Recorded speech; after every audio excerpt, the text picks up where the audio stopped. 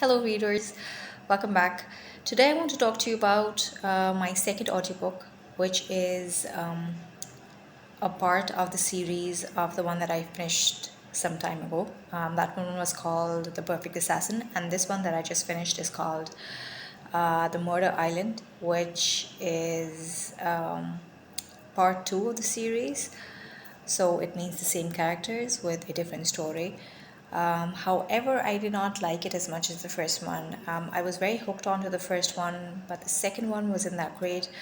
There was too much of action in it, and there were too many characters in it, which was a little difficult to follow because when you're listening to the audio, it's a little difficult to imagine at the same pace. With reading, it's easier because you're reading at your own pace and then you're imagining things at your own pace. But when you're listening, you have to listen and imagine at the pace of the reader or whoever's narrating the story.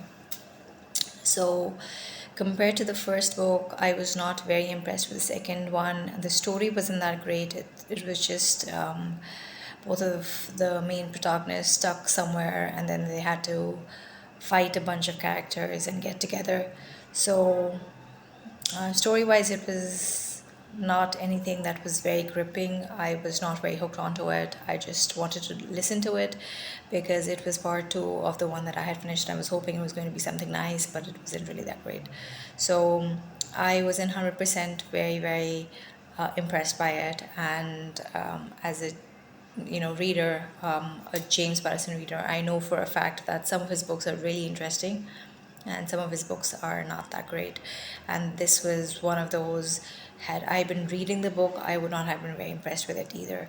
So you can definitely read it if you want to. If you're reading the series, the character is nice, but he is. I think there is a lot of potential in the character. So the main protagonist is Doc Savage, where I am hoping that future books with him are going to be interesting because he's taken form of a sort of a superhero.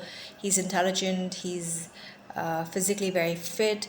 He's perfect to be a Superman sort of character where he can save the world. But at the moment, I think the stories aren't developed that well, where he's actually helping out the universe. So right now, he's just trying to save himself. And then there are a lot of twin characters. It's like a whole evil twin comes, and then you have like a fight between the two where the good will obviously win and the evil will lose. So that way, it was kind of predictable.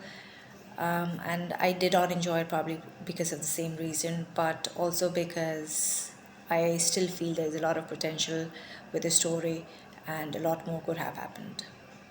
If you want to read it, you can definitely go ahead and read it. If you want to listen to the audiobook, it's on YouTube, so you can just search for it and listen to it. I will catch you next week.